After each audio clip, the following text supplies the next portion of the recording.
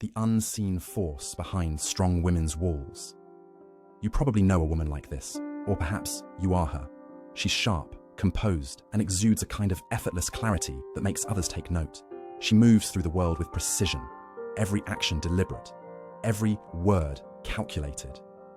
She speaks with certainty, never second-guessing herself, never wasting a moment. People often look at her and marvel at her strength. Her presence is commanding. She doesn't need to rely on others, and she certainly doesn't let anyone see her struggle.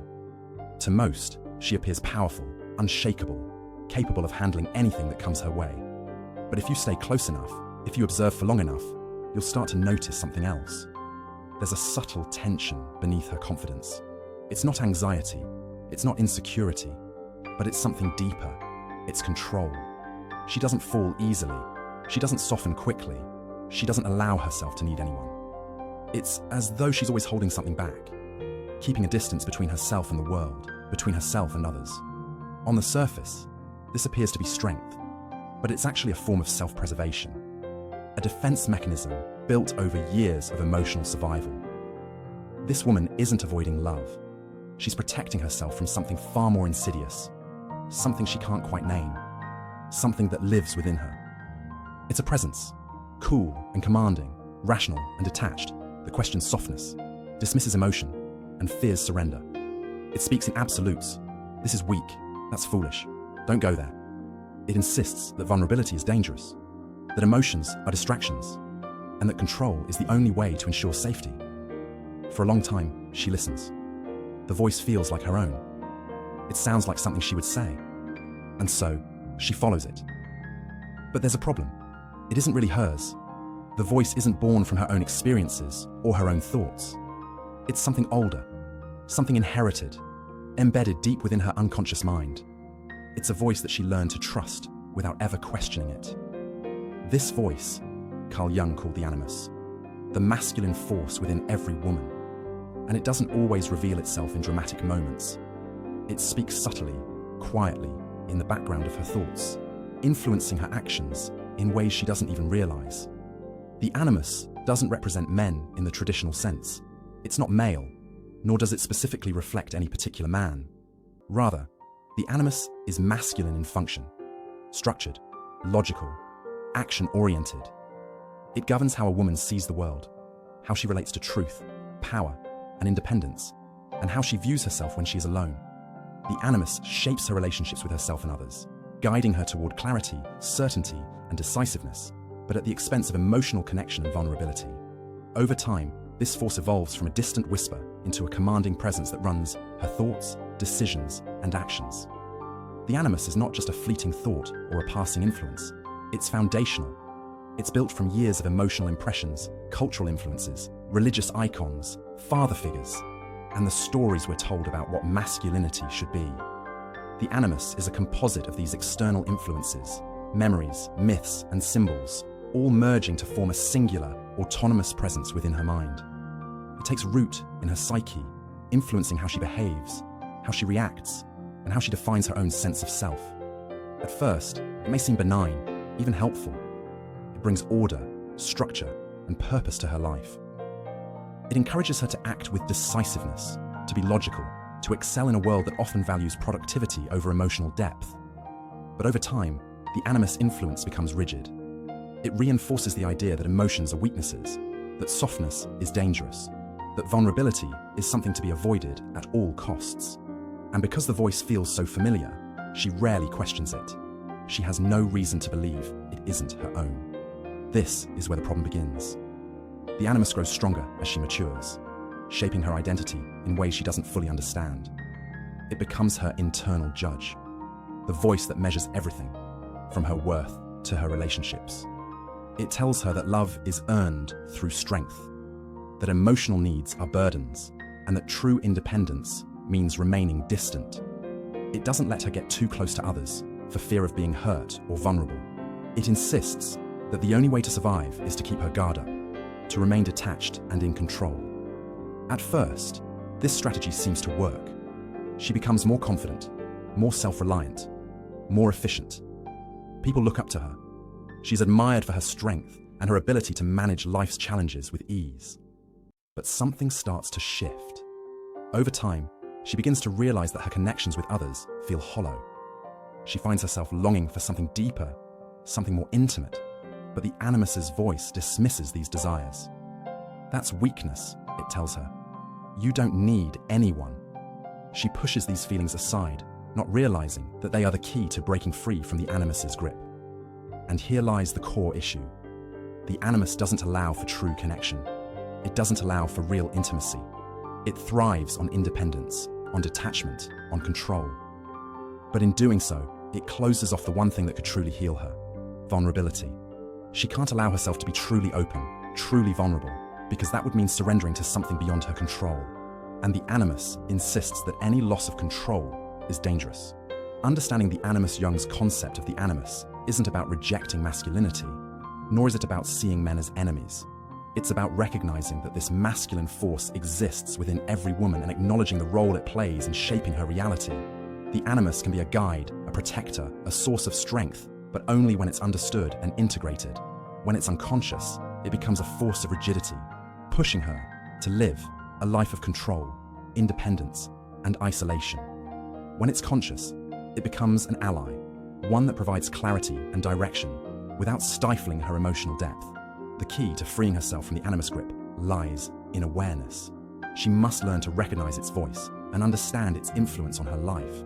Only then can she begin to separate herself from its automatic control and choose when to listen, when to question, and when to lead. This process isn't about erasing the Animus, it's about integrating it, transforming it from a controlling force into a grounded ally that supports her in all aspects of her life. The formation of the Animus, how early life shapes our inner masculine.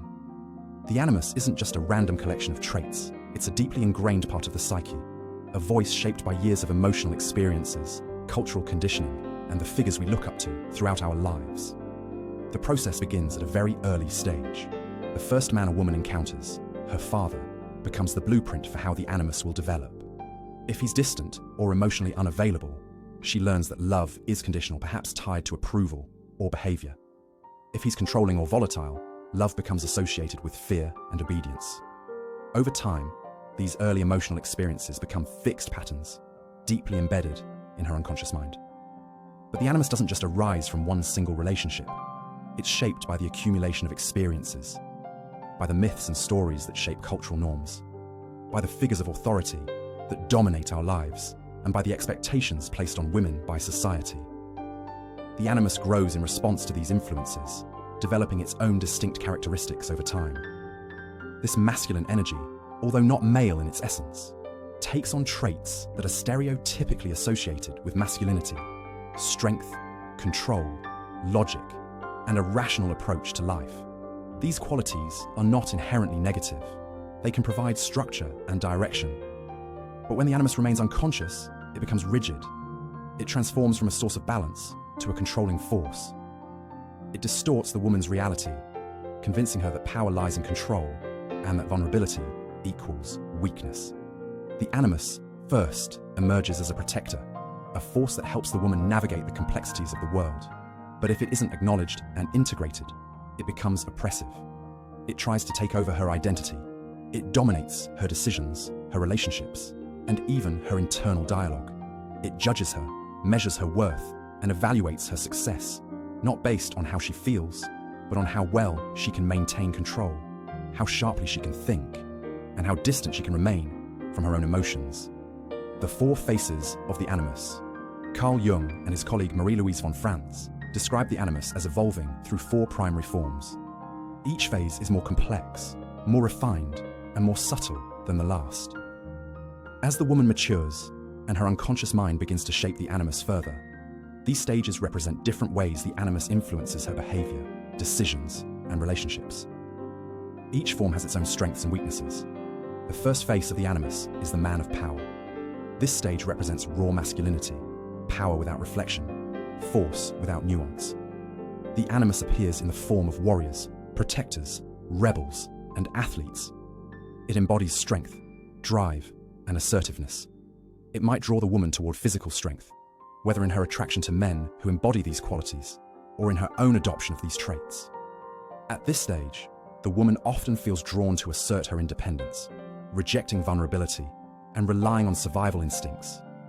She may embody the Animus need for control by becoming self-reliant, aggressive in her need for autonomy, and dismissive of emotional needs. This is the Animus as instinct, as a muscle, as protection. While this might serve her in tough situations, left unchecked, it blocks intimacy. It turns connection into power struggles and relationships into contests of strength. She is constantly striving to survive rather than connect. The second face is the man of action. Here, the Animus becomes strategic, ambitious, and goal-oriented.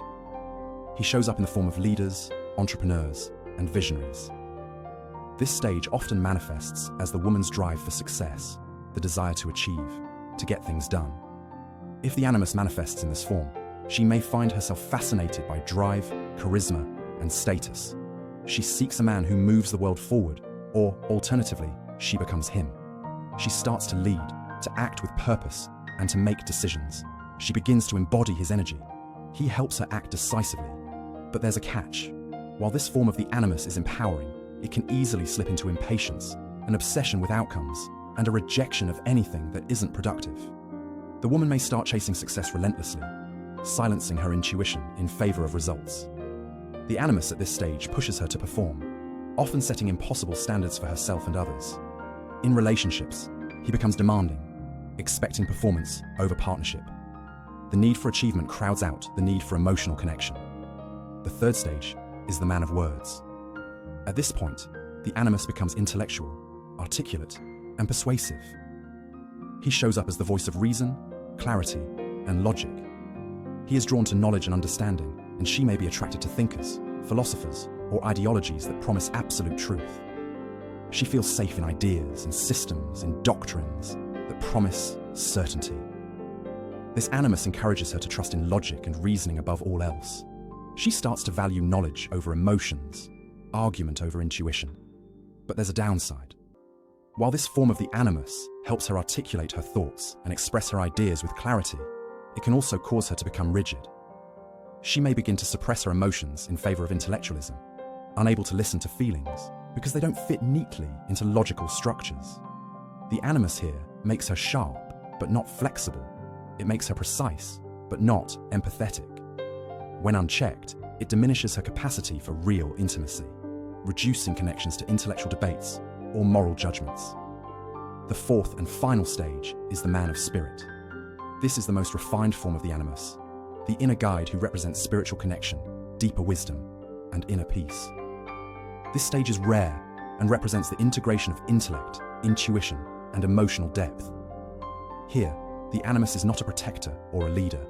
He is a quiet presence, an inner guide that connects her to something deeper than herself. He brings stillness, meaning, and spiritual clarity.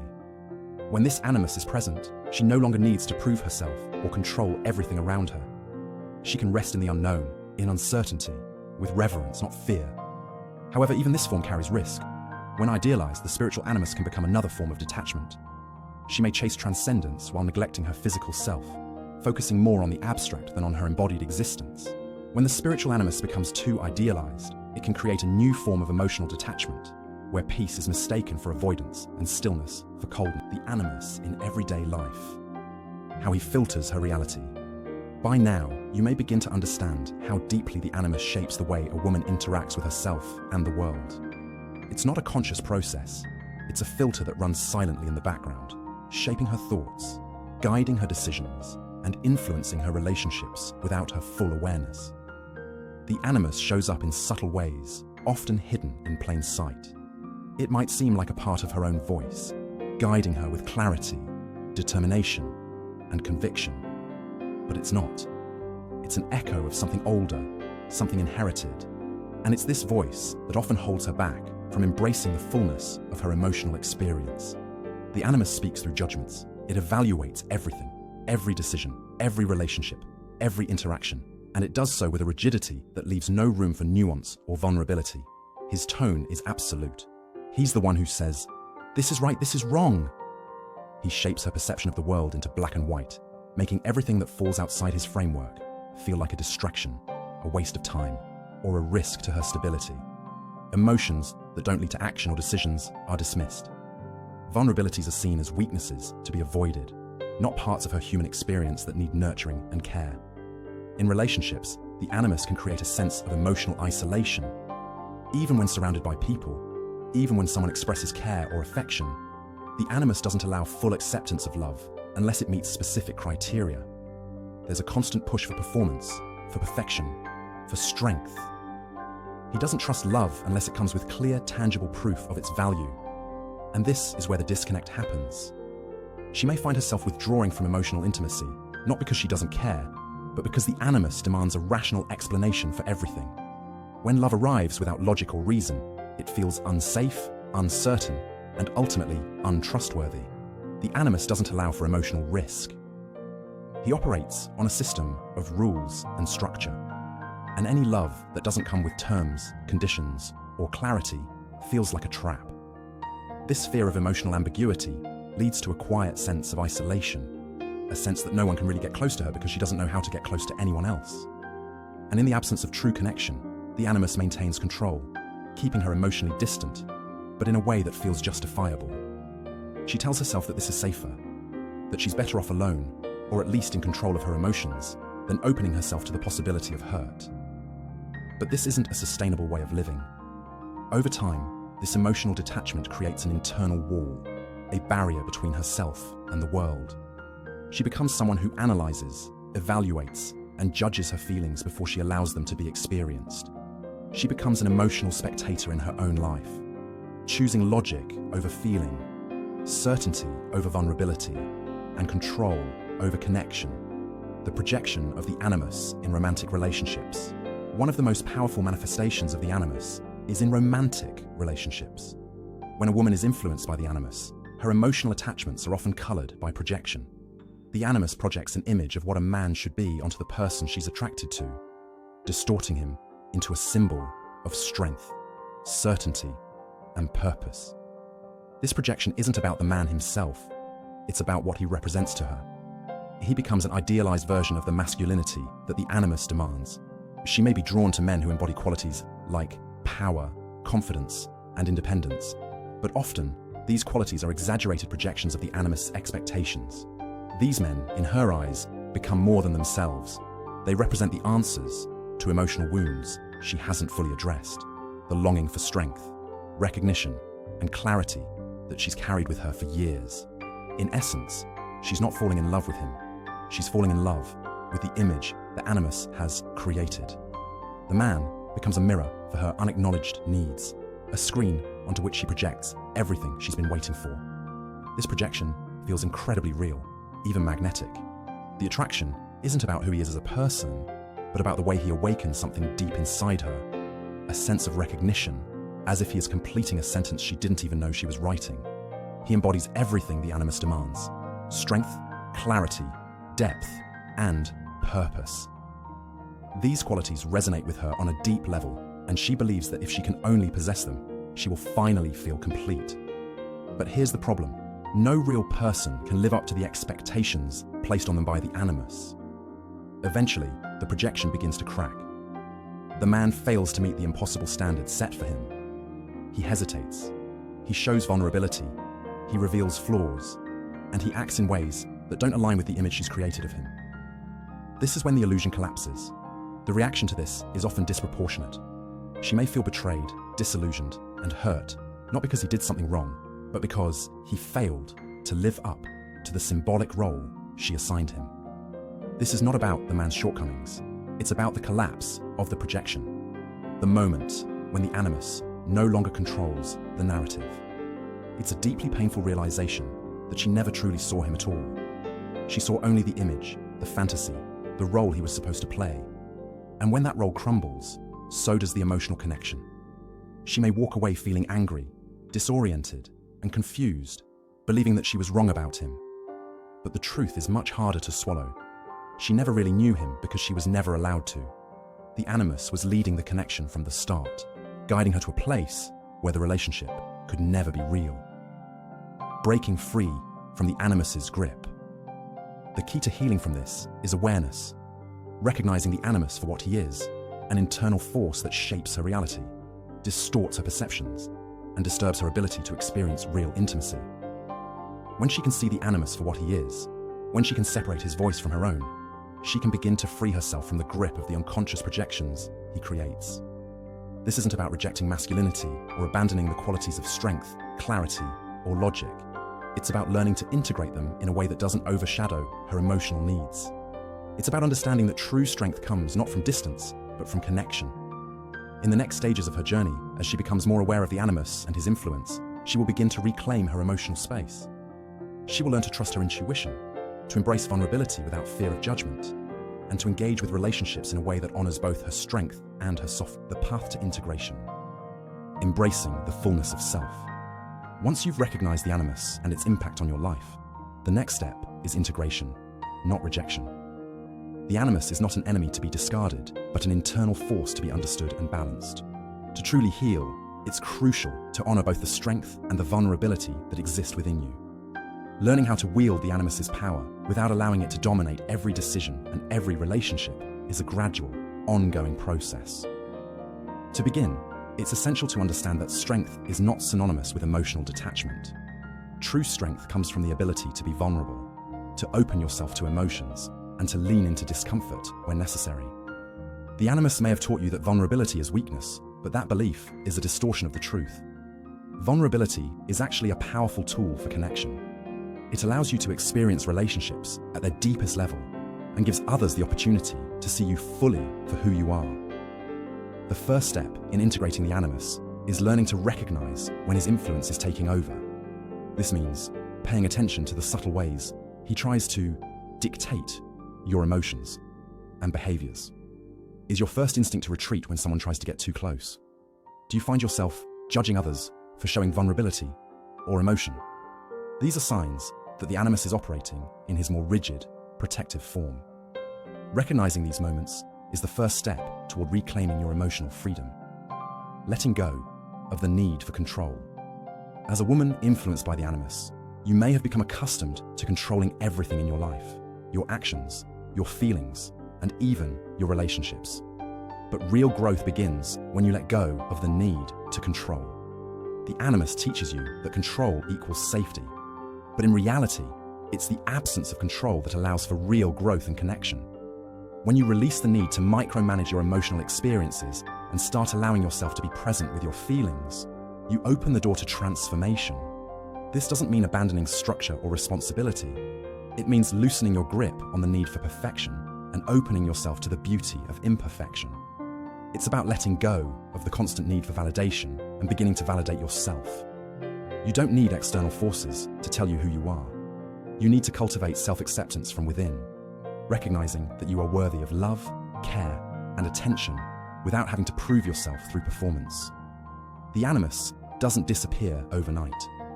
As with any aspect of our psyche, it requires conscious attention and effort to shift the dynamic. But as you begin to release control and embrace vulnerability, the Animus will slowly become a more integrated and harmonious part of your inner world. Instead of acting as a barrier between you and others, he will become a grounded ally, helping you access clarity and strength without shutting down your emotions. Rewriting the narrative. How to build healthy relationships. Perhaps one of the most challenging areas to navigate when freeing yourself from the Animus's grip is in relationships. For so long, the Animus has shaped how you connect with others, especially in romantic relationships. The Animus may have encouraged you to idolize men, to put them on pedestals, or to expect them to embody qualities that only the Animus could define. This projection creates unrealistic expectations, making it nearly impossible to form authentic, balanced relationships. The path to healing in relationships begins with self-awareness. It's about understanding how your inner masculine force has colored your perceptions of potential partners, and how those projections have created distance, dissatisfaction, and disconnection. You must learn to see others for who they truly are, not for the role you need them to play in your story. When you can do this, when you can view others through a lens of true acceptance rather than expectation, you open the door to genuine intimacy. But this shift doesn't happen instantly. It requires patience and practice. The next time you find yourself drawn to someone, pay attention to how much of your attraction is based on the idealization of the person in front of you versus a true connection. Are you falling in love with the idea of them, or with the real, imperfect person they are? This awareness will allow you to approach your relationships with more honesty and clarity. You will stop seeking to complete yourself through another person, and instead, you will build relationships based on mutual respect, equality, and shared vulnerability. Reclaiming your emotional space. The journey of freeing yourself from the Animus's control is deeply personal. It's not about removing any part of yourself. It's about reclaiming what was always yours. The ability to be whole, to be vulnerable, and to experience joy without fearing that you will lose control. As you begin to soften, to listen to your own needs, to embrace your emotions fully, you will begin to feel more aligned with your true self. True power is not found in emotional suppression or detachment. It's found in emotional integration, in the ability to feel fully without letting your emotions control you. It's in the courage to face discomfort, to experience vulnerability, and to trust that your emotions are not weaknesses, but powerful guides to self-understanding. You no longer have to choose between strength and vulnerability. When you integrate the Animus with your emotional and intuitive sides, you can embody a new kind of strength, one that is compassionate, empathetic, and grounded in authenticity. This is not the strength that isolates. This is the strength that connects. The Animus is not a force to be feared or rejected. When understood and balanced, it becomes an ally, one that helps you create clarity, direction, and purpose without shutting off your emotional capacity. As you learn to trust both the masculine and feminine aspects of yourself, you will discover a deeper sense of inner peace and harmony, one that allows you to build meaningful relationships, live authentically, and experience life with a sense of freedom and fulfillment you've never known before. The final step, living beyond the Animus's shadow. The final step of this process is recognizing that you are more than the sum of your parts, more than your achievements, your performance, or your emotional survival mechanisms. The Animus has shaped you, yes, but you are the one who holds the pen to your story. You are the one who can write a new narrative.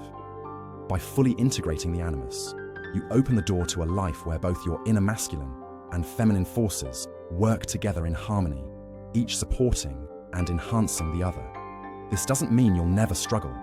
It doesn't mean you'll always get it right, but it means that you will no longer live in the shadow of the Animus, no longer feel compelled to prove yourself, no longer feel trapped by the walls you've built.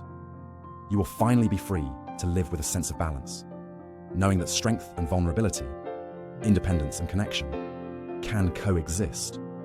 And in that balance, you will find your true